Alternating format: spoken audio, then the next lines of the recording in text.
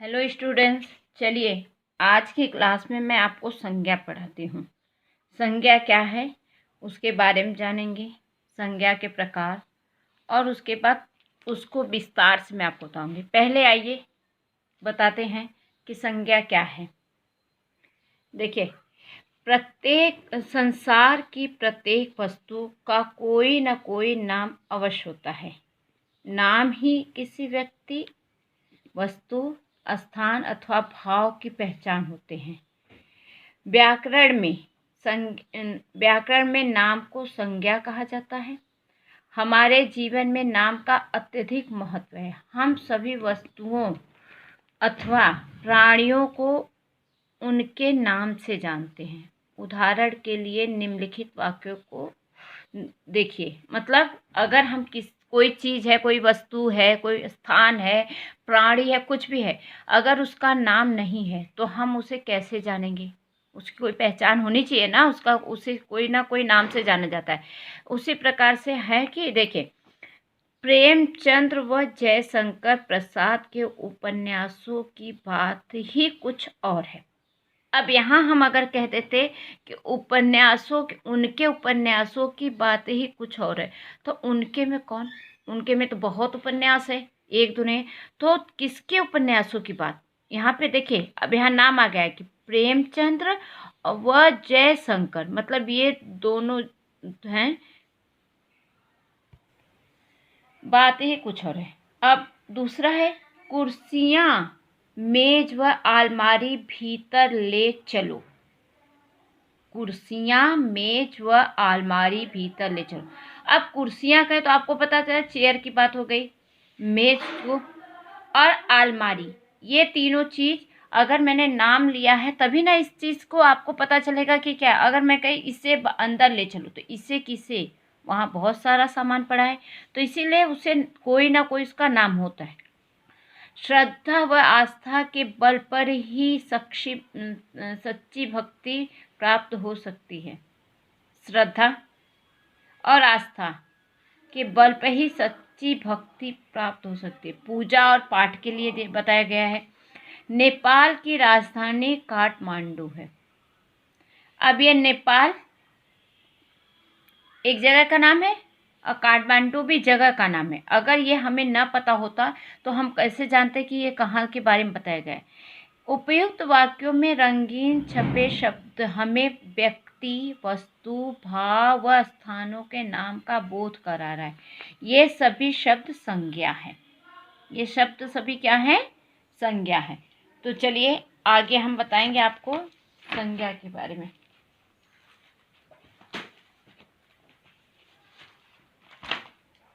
संज्ञा किसे कहते हैं? संज्ञा किसे कहते हैं?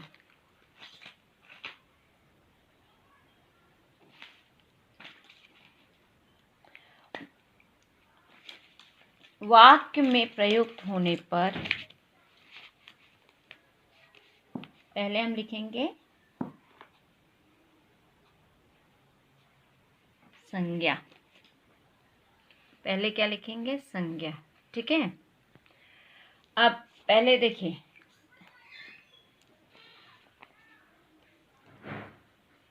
वाक्य में प्रयुक्त होने पर जिन शब्दों का रूप बदल जाता है, जिन शब्दों का रूप बदल जाता है, बदल जाता है, उन्हें विकारी शब्द कहते हैं। उन्हें विकारी शब्द कहते हैं। संज्ञा सर्वनाम, क्रिया तथा विशेषण।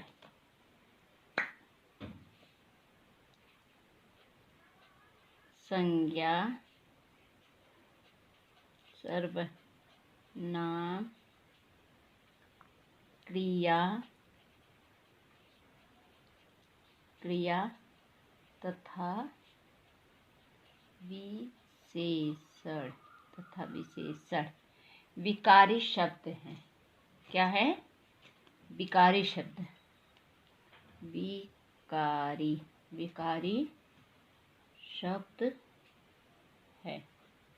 अब आइए संज्ञा की परिभाषा। अब आपको हम बता रहे हैं संज्ञा की परिभाषा। संज्ञा की परिभाषा,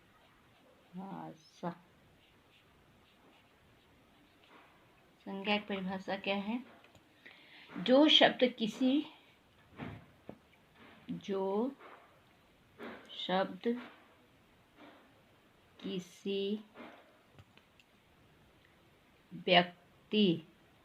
व्यक्ति, स्थान, वस्तु या भाव का बोध कराते हैं, या भाव का बोध कराते हैं, उन्हें संज्ञा कहते हैं।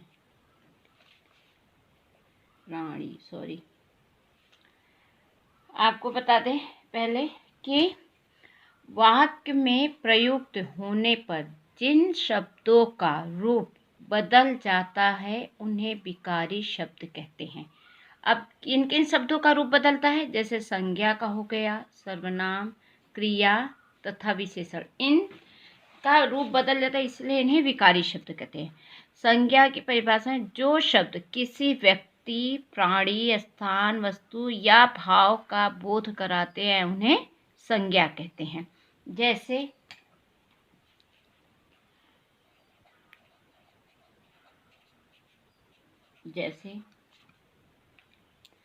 सुमन सिनेमा गई। सुमन सिनेमा गई। दूसरा है आपका, लड़कियां मैदान में खेल रही हैं। लड़कियां मैदान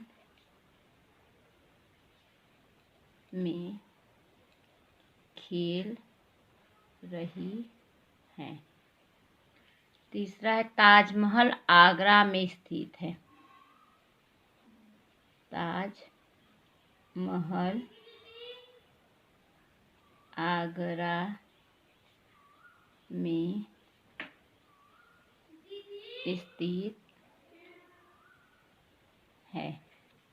और चौथा है आपका, आम बहुत मीठे हैं। आम बहुत मीठे, आम बहुत है। फिर हो गया आपका पांचवा, रामायण हिंदुओं का पवित्र ग्रंथ है। रामायण हिंदुओं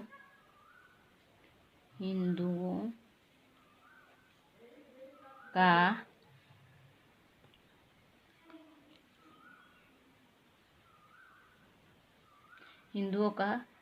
पवित्र ग्रंथ है।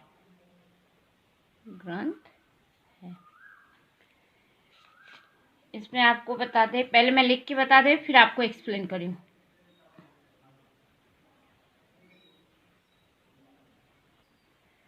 ऊपर प्रयुक्त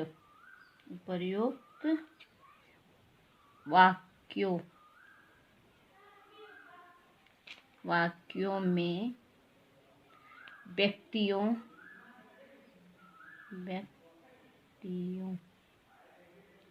व्यक्तियों, स्थानों, भावों और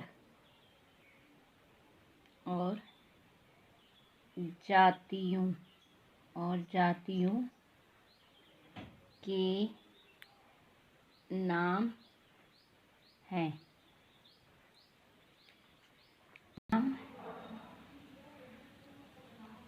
नाम ही संज्ञा कहलाते हैं। आइए आपको बताएं कि जैसे सुमन सिनेमा गई, यहाँ क्या है? प्राणी का नाम है किसी। लड़कियां मैदान में खेल रही हैं, लड़कियां है, मैदान एक जगह का नाम है, खेल रही हैं। ताजमहल आगरा में स्थित है। ताजमहल आगरा एक जगह का नाम है, ताजमहल एक वस्तु का नाम है, में स्थित है। आम बहुत मीठे हैं, ये भाववाचक हो गया, मीठे। रामायण हिंदुओं का पवित्र ग्रंथ, ये आपका वस्तुओं का नाम है। उपयुक्त वाक्यों में व्यक्ति, स्थानों, भावों और जातियों के नाम ही संज्ञा कहलाते हैं। अब आगे आइए, संज्ञा के कितने भेद हैं? संज्ञा के 5 भेद हैं।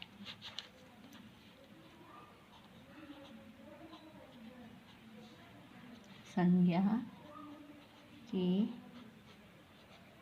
5 भेद हैं। अब आपको हम बता दें, पहले संज्ञा के 3 भेद हैं, लेकिन कुछ अंग्रेजी की संज्ञा के उसे आपको कुछ विद्वानों ने 2 भेद और मान के उसे 5 भेद बनाया है। पहला है आपका व्यक्तिवाचक।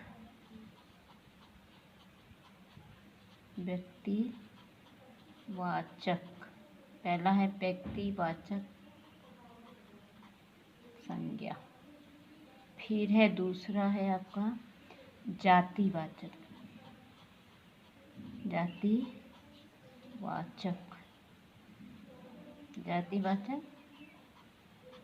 संज्ञा। तीसरा है आपका भाववाचक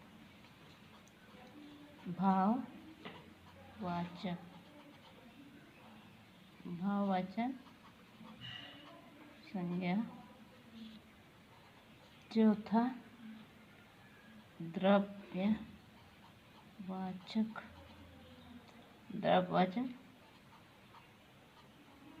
संज्ञा। और 5वां आपका हो गया समुदायवाचक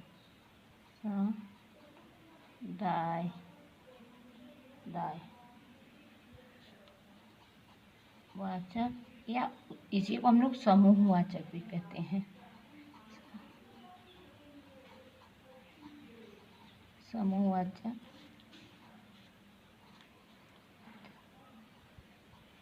संज्ञा। अब ये आपके 5 ये हो गए आपके 5। लेकिन हम आपको बता दें, जो आपका ये है और ये दोनों संज्ञा आपको बाद में बताया गया है। मेन पहले संज्ञा था व्यक्तिवाचक, जातिवाचक, भाववाचक, लेकिन कुछ विद्वानों ने अंग्रेजी के व्याकरण के हिसाब से उसमें 5 है, तो द्रव्यवाचक संज्ञा और समुदायवाचक संज्ञा मान के इसे 5 माना है। ठीक है, अब आइए हम एक एक को एक्सप्लेन करेंगे। पहला है व्यक्तिवाचक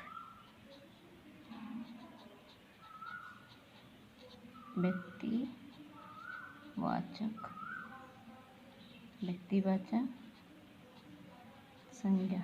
व्यक्तिवाचक संज्ञा किसे कहते हैं?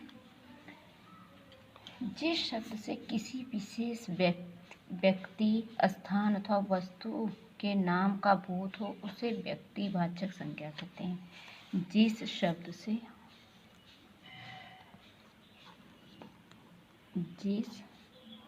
शब्द से जिस शब्द से किसी विशेष व्यक्ति किसी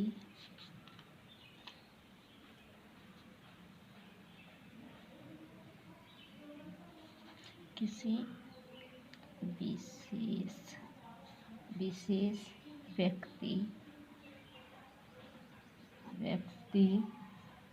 स्थान अथवा वस्तु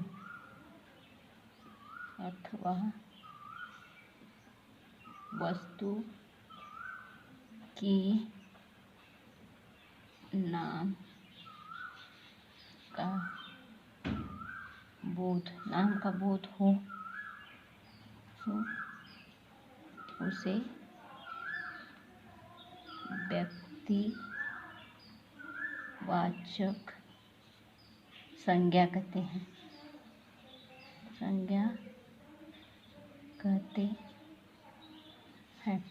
अब व्यक्तिवाचक संज्ञा आप कैसे पहचानेंगे, बता दें आपको। जैसे विशेष का नाम लिया गया कि किसी विशेष, तो जैसे नरेंद्र मोदी भारत के प्रधानमंत्री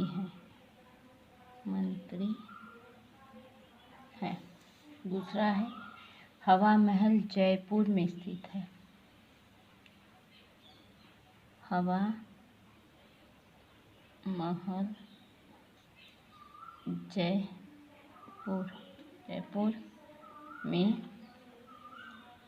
जयपुर में है। तीसरा है आपका रामायण हिंदुओं का पवित्र ग्रंथ है।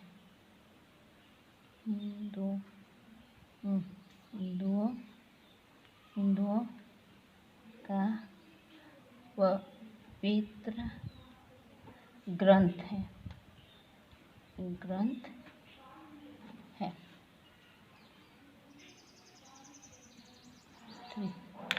अब यहाँ ये आपका जैसे जिस शब्द से किसी विशेष व्यक्ति, मतलब किसी एक के लिए पर्टिकुलर कहा जाता है, किसी विशेष व्यक्ति, स्थान अथवा वस्तु के नाम का बोध हो उसे व्यक्तिवाचक संज्ञा कहते हैं।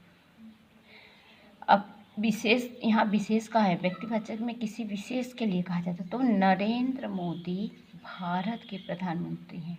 किसके लिए? एक विशेष है। अब नरेंद्र कहा तो बहुत नाम होंगे, लेकिन नरेंद्र मोदी कहेंगे तो भारत के प्रधानमंत्री, मतलब एक विशेष व्यक्ति का नाम लिया गया। हवा महल जयपुर में है। हवा महल ये एक स्थान का नाम है और ये भी है तो जयपुर में स्थित। वो बताया कि हवा महल कहाँ स्थित है? जयपुर। रामायण हिंदुओं का पवित्र ग्रंथ है। ये वस्तु है, ग्रंथ। पवित्र ग्रंथ क्या है? वस्तु है। तो रामायण हिंदुओं का, रामायण एक विशेष है, हाँ, तो ये भी वस्तु है कि रामायण हिंदुओं का पवित्र ग्रंथ है। इसे कहते हैं व्यक्तिवाचक। अब आइए आगे पढ़ेंगे जातिवाचक।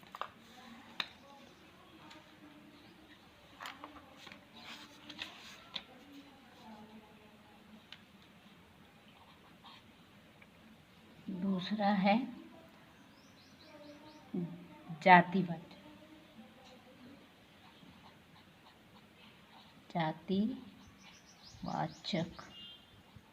जातिवाचक संज्ञा।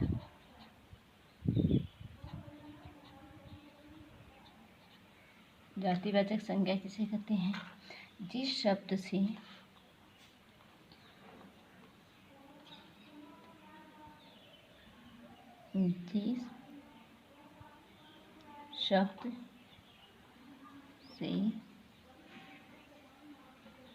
किसी व्यक्ति,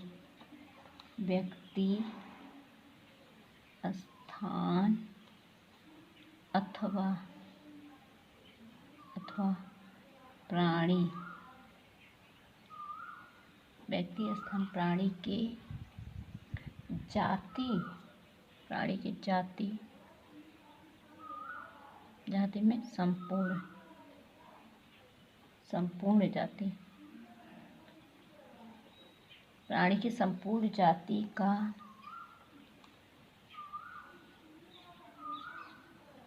बोध होता है,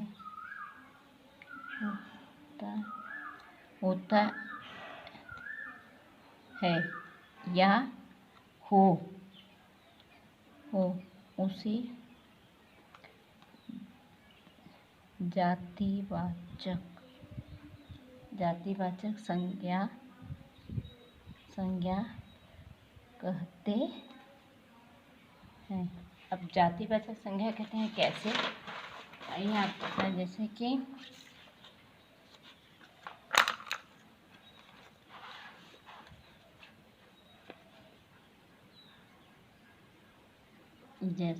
जैसे क्या, अध्यापिका पढ़ा रही है या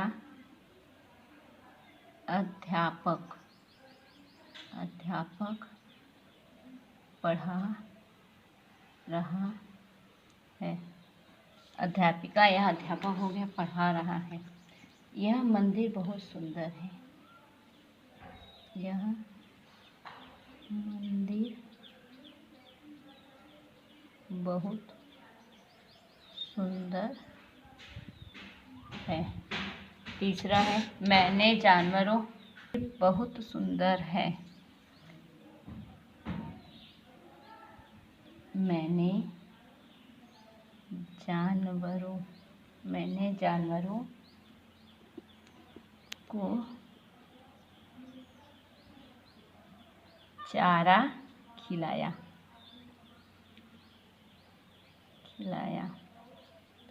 फिर है पुलिस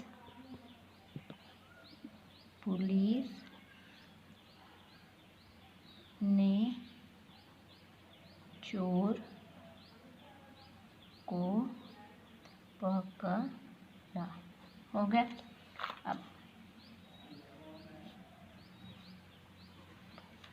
अब इसमें हम आपको बता दें, देखिए ये आपका जातिवाचक में क्या है, पहले जिस शब्द से किसी व्यक्ति, स्थान अथवा प्राणी के जाति मतलब संपूर्ण जाति का बोध हो या बोध होता हो या बोध हो, उसे जातिवाचक संज्ञा कहते हैं। जैसे अध्यापक पढ़ा रहा है या अध्यापिका पढ़ा रही है, तो इसमें किसी एक के लिए नहीं कहा गया है। अध्यापक में तो बहुत आएंगे और अध्यापिका में तो ये अध्यापक, ये आपका हो गया। ठीक है। यह मंदिर बहुत सुंदर है। यह मंदिर बहुत सुंदर है, किसी स्थान का नाम है। मंदिर से आपको आ गया कि किसी एक मंदिर का नहीं है, कि शिव जी का मंदिर नाम नहीं दिया गया है, सिर्फ आपको ये बताया गया कि मंदिर। तो मंदिर में तो जाति का होता है कि मंदिर बहुत सारी हैं, बहुत जगहों पे है। मैंने जानवरों को चारा खिलाया। यहाँ आपका क्या है, जानवर। अब इसमें अगर जानवर में आ जाता है कि मैंने भैंस को चारा खिलाया, बकरी को खिलाया या गाय को, तो किसी एक का। लेकिन ये जानवर जाति वगैरह की जानवर हैं, जानवरों की जाति होती है। पुलिस ने चोर को पकड़ा। पुलिस में एक किसी पर्टिकुलर एक पुलिस का नाम नहीं है, और चोर बहुत सारे चोर होते हैं, पुलिस होता है किसी का नाम है, तो ये आपके जातिवाचक हो गए। अब आइए तीसरा आपका है भाववाचक। तीसरा है आपका भाववाचक।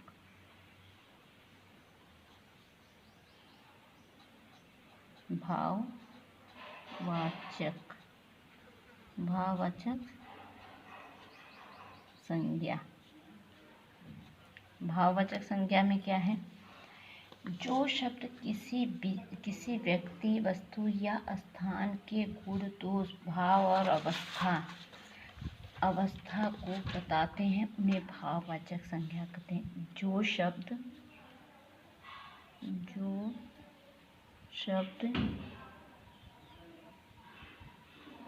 किसी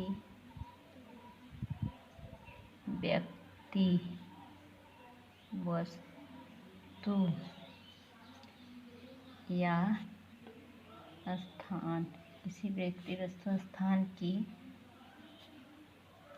गुण, दोष,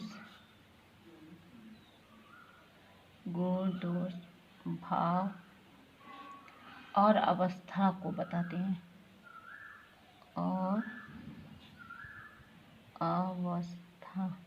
अवस्था को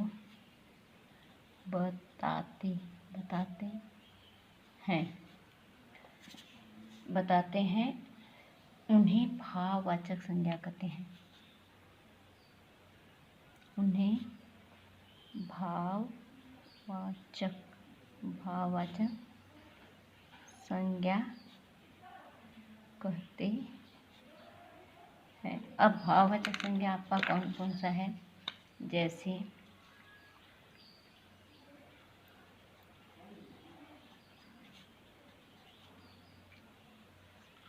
होगा अमित बहुत प्रसन्न है। अमित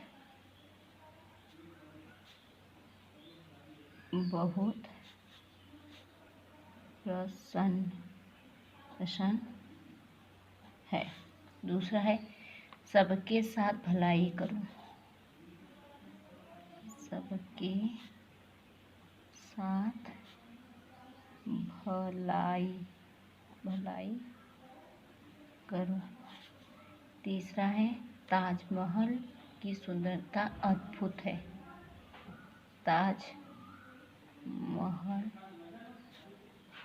की सुंदरता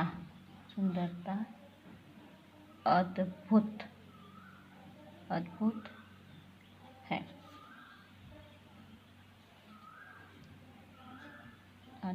अब यहाँ आपको है, देखिए भाववाचक क्या है? जो शब्द किसी व्यक्ति, वस्तु या स्थान के गुण, दोष, भाव और अवस्था को बताते हैं उन्हें भाववाचक संज्ञा कहते हैं। गुण दोष, गुण किसी में गुण होता है, किसी में दोष होता है, किसी की प्रसन्नता है, भलाई है, बुराई है, ये सब आपके भाववाचक हैं। जैसे अमित बहुत प्रसन्न है, क्या भाव होता है उसके अंदर? क्या भाव है?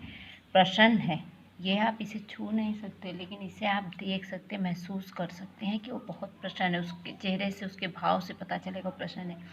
सबके साथ भलाई करो। भलाई और बुराई, अगर आप किसी के साथ अच्छाई करते हैं तो पता चलता है कि व्यक्ति बहुत अच्छा है, तो भलाई करो। ताजमहल की सुंदरता बहुत अद्भुत है। सुंदरता, ताजमहल बहुत सुंदर, तो उसकी सुंदरता कितनी है? अद्भुत है। ये आपका हो गया भाववाचक संज्ञा। ठीक है। अब आइए चौथा है आपका द्रव्यवाचक। फोर्थ है आपका द्रव्यवाचक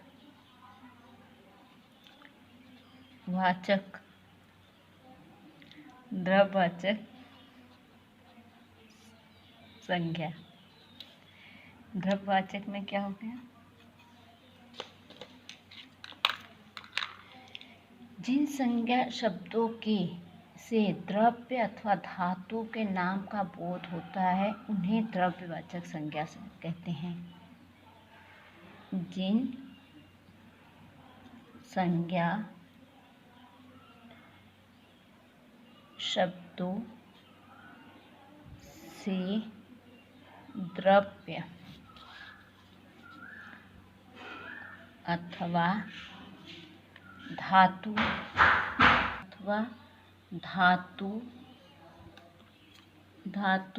के नाम का बोध होता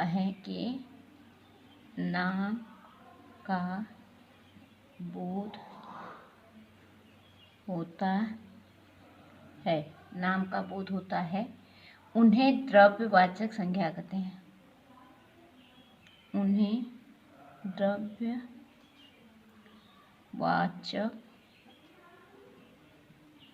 संज्ञा कहते हैं। जैसे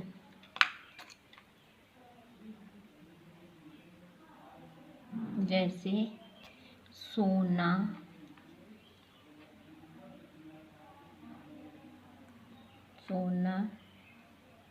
चांदी, लोहा,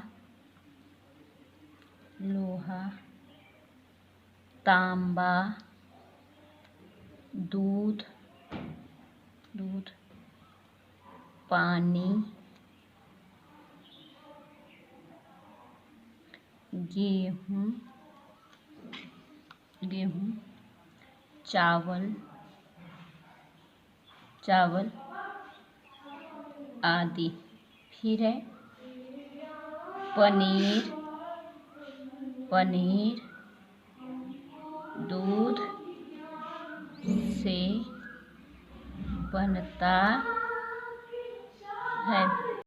बनता है। ये हो गया आपका। हमें